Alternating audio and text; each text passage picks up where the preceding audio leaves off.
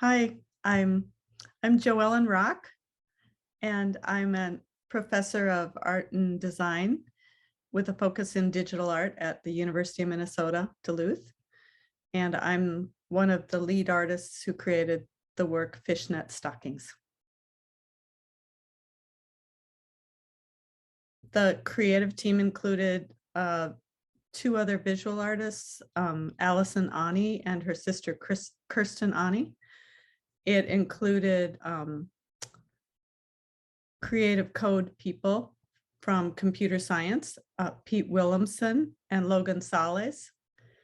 It also included a number of artists who use their bodies in the piece that are used as silhouettes. So Rob Wittig, Kathy Podeswa, Linnea Hinkle, and a slew of other collaborative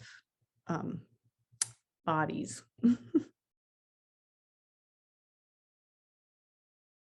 I'm drawn to creatures of hybridity, creatures that are surprising monsters in our collective stories. And so in my previous work, I've worked for many years with fairy tales and mythology.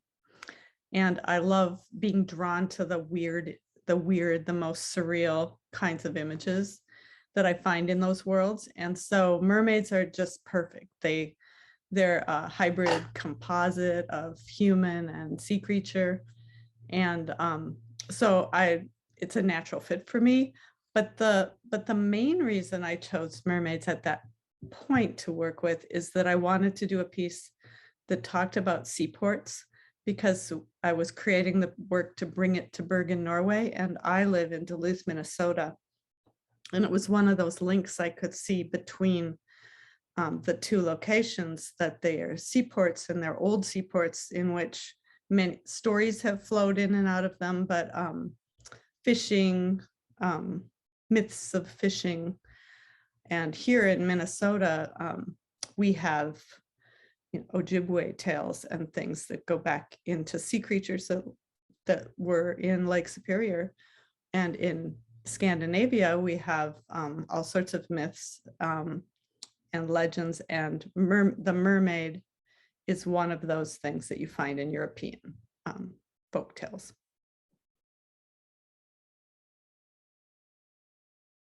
Well, I will honestly tell you that one of my missions in life is to actually do versions of fairy tales that are oppositional to Disney.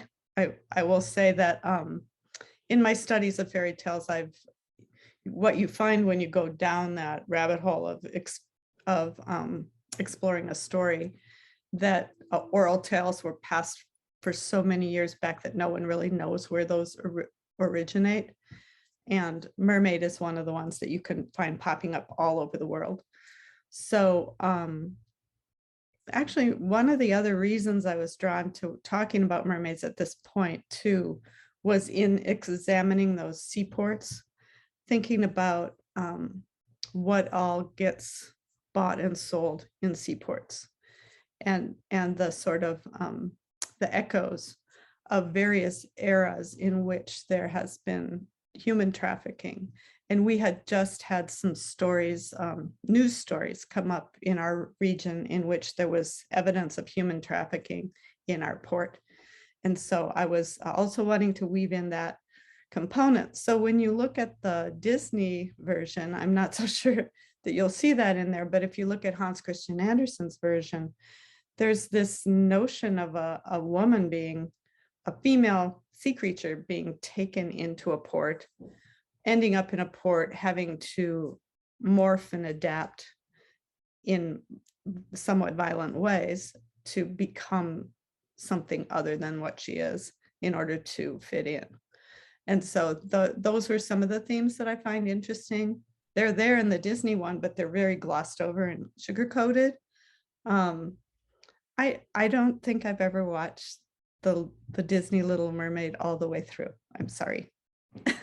So it's not a influence so much on this piece, other than that it's such a huge piece of popular culture that I know little girls all over the world connect to that that Little Mermaid story, but my mission as a storyteller is to get them to dive below the surface of those popularized versions and to examine them a little more. So I've been working with fairy tales and myths for 2 decades or more, really. I look for stories again. Sometimes I look for stories that I don't know that well because I want to explore them more. So in the past, I did a piece. I've done a lot of ceramic work that has silhouetted imagery of old stories on it, or I play off of them a bit. I've done a piece that was in the original ELO, the first ELO conference, about Vasilisa and Baba Yaga. So based on a Slavic myth, legend, folktale, fairy tale, however you want to characterize it. Partly why I was drawn to that one was that I love the composite of Baba Yaga and her hut that walks around on chicken legs. So these, again, this is like a hybrid image of that surreal world of story that I find, it's like scary. It gets your heart beating. It's scary and creepy, and yet it also leads you into a deeper narrative. So I worked with those fairy tales. I've worked with Bluebeard. I did giant puppet heads and stuff for a theatrical in Seattle back in the 80s, based on Bluebeard. And I've worked with Greek mythology a lot. I like to bounce off of it. So I have worked with the story of Persephone and Demeter and Hades. And I've also worked with the story of Odysseus in a few different times, but most recently in Salt Immortal Sea, which is a piece that you're aware of that is also an electronic literature piece.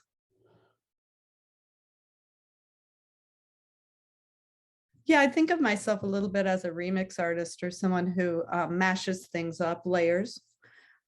So in the backgrounds of fishnet stockings, you will see layers of imagery from public domain, old images of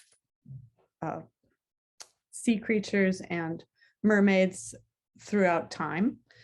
And sometimes I collage in maps of places, buildings. Sometimes I collage in my own photography and videos to build up that texture. And especially in fishnet stockings, there's this sense of a deep watery world where you want to feel that you're passing through layers of ocean depth or story depth in a sense, So I use Photoshop a lot in my 2D work. And then I also use Final Cut, which is a video editing program that allows you to put lots of layers in. So it's really a fun process for me. I joke, but it's really the truth. I like to make messes. And then I like to find what I can make clarify from that mess, if that makes sense. So I give myself permission to play with all these images and I layer them together. And sometimes they are like collage. Sometimes they're paper collage strips that I've just done physically and watercolors and things like that. And I layer them in. And then in this work of Fishnet Stockings, I invited Allison Ani and her sister Kirsten to contribute also. So Allison was a mad collage artist and her work is embedded in lots of the layers, as well as Kirsten's pattern work with fabric and textile.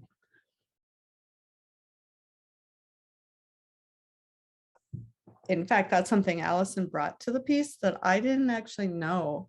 So that's like one of those things that happens when you get people to collaborate with you and then they bring new knowledge to the piece. Super exciting. So Allison is expert in Scandinavian culture and visual art, and she makes work that's very influenced by Scandinavian patterns.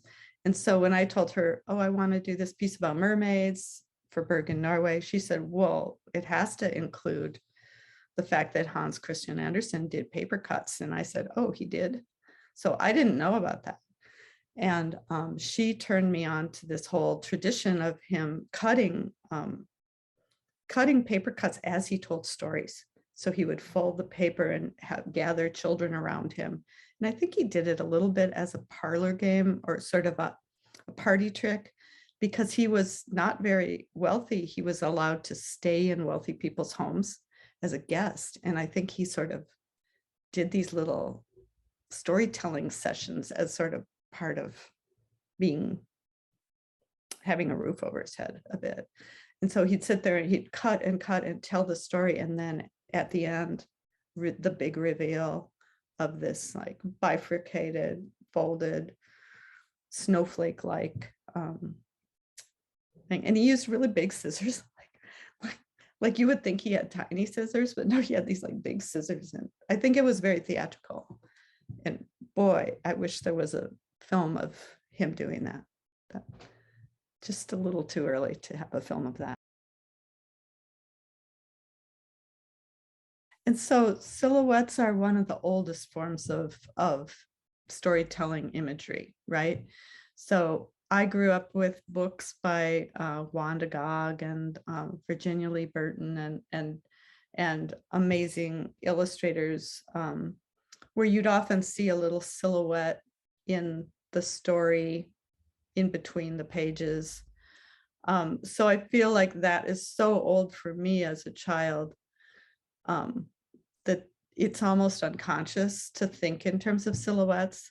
I mean, we can go back to Plato's cave, I suppose. We can go back definitely to the imagery on Greek pottery, which is a huge influence on my ceramic work, but also an influence just in terms of boiling things down into a simple form that lacks the detail of specificity, and therefore you can project onto it whoever you want that figure to be. And so that's part of the power and the draw of silhouettes, is that they aren't specific people or creatures or whatever, but they're looming out there, and we can embed our own story onto them. And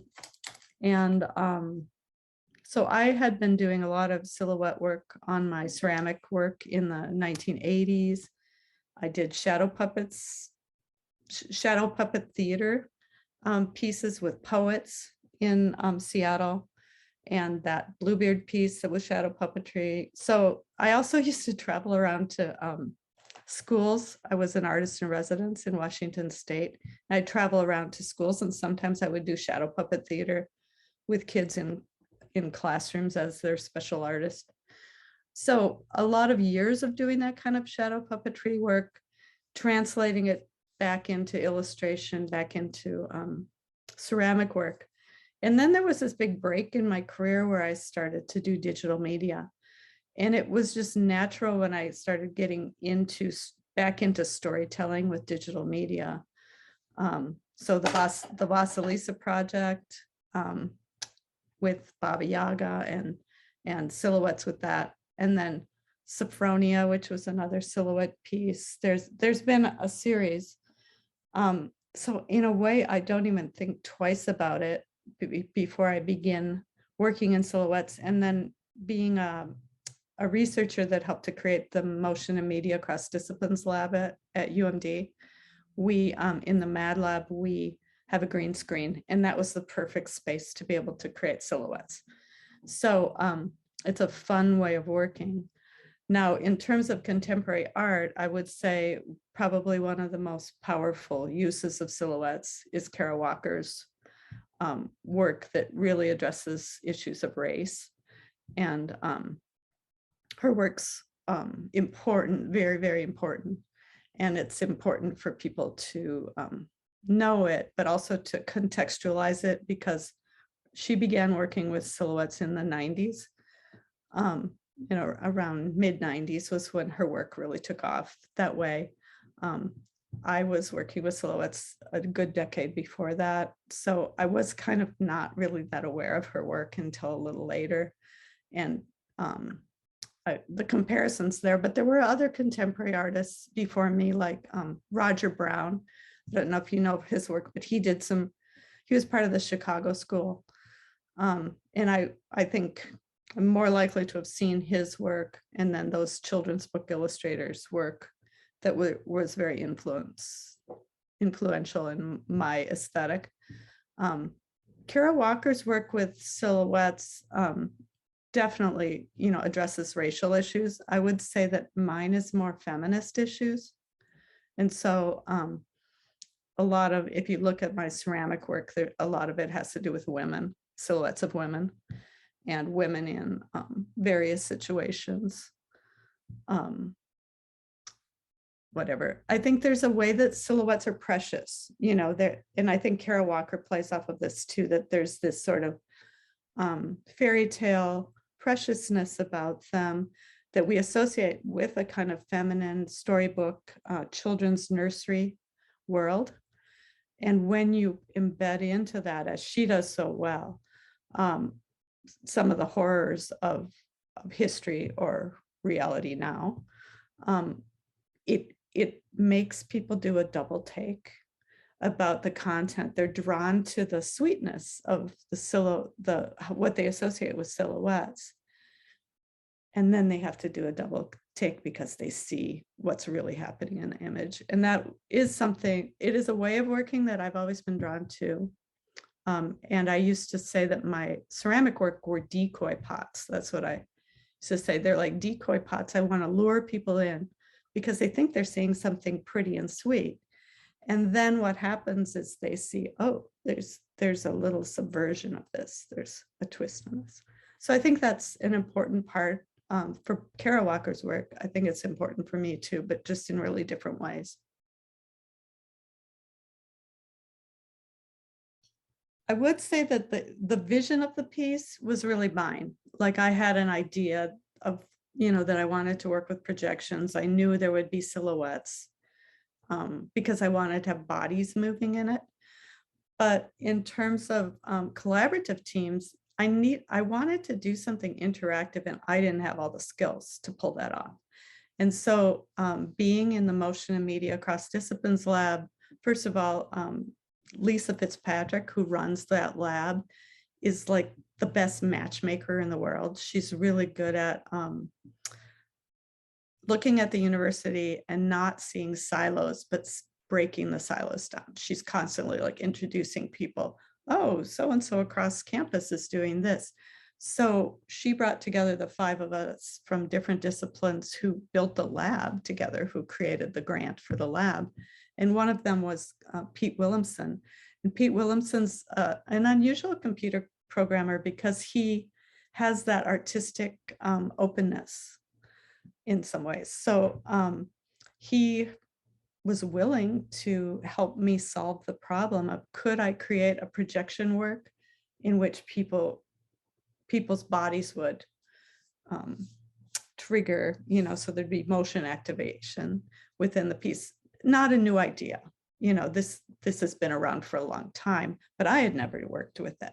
So Pete was willing to explore it, and he mentored Logan Sales, who really did the bulk of the coding for it. And it was a little bit about like, well, what do you think you could figure out how we can do it? So we knew that the idea of flocking, so little creatures could be programmed to flock and respond to the body of somebody who stepped in. We knew we were going to use a Connect because that was something, an affordable motion activating system that you could hack. We knew we would use open source software processing. And so Pete and Logan sort of hammered out some things we could do with it. And Logan spent a ton of time in the lab actually sitting there doing the code, and a lot of things they don't work on the first try, right? So there's lots of hours of, well, let's, if we tweak that part. There were things I wanted to have happen that no one could figure out how to make those happen. I wanted there to be a part in the coding where you could do paper cutting. We never figured that out, so we substituted other things. So there's 3 parts in the story that each have different ways that your body can move and activate it. And that's the physical connect-based interactivity.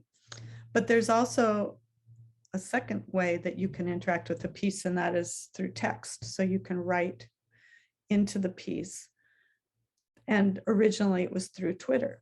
And the Twitter feed, using 3 different hashtags, could be pulled into the projections, into the same processing code that was working with the Connect. And so a lot of that got tricky because we needed to use things that could pull from the feed of Twitter off the internet, but also could respond in real time to a body who stepped into the projection space and interact. And so ultimately that became more and more problematic as the piece has aged, because you have different parts of that technology sort of not being cooperative after a while.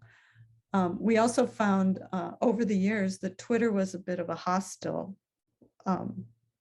home for our storytelling. And as we started to work with families, we switched to using a Google form so that we knew there were safe constraints if kids were going to be typing into the piece. And family members, we didn't want them coming upon all sorts of bad Twitter stuff. The female form of a mermaid, right? It's this like beautiful form. And then again, my collaborator, Allison Ani, her daughter, Linnea Hinkle, was a dancer. She was a teenage high school student, and she was super excited that we were doing this piece. And she said, you know, can I participate? And she brought along 2 friends, Mary Myers and Henriette Soderlund. And she, Henriette, has heritage from Norway too. And her mother was from Bergen, I think. And so they were all excited that we were doing this piece. And they just came over to the green screen studio to the Mad Lab and played. And so we just said, well, how would a mermaid move? And played around with types of silhouettes you could make. We were taping on crazy fake tails, you know, made out of bubble wrap. Other people came in, friends and family members came in to make kind of octopus characters. Rob Wittig was in there acting out being Hans Christian Andersen at some points with a big scissors. I'm trying to think, Kathy Podeswa is in it, I think. I'm trying to think of who else is in that.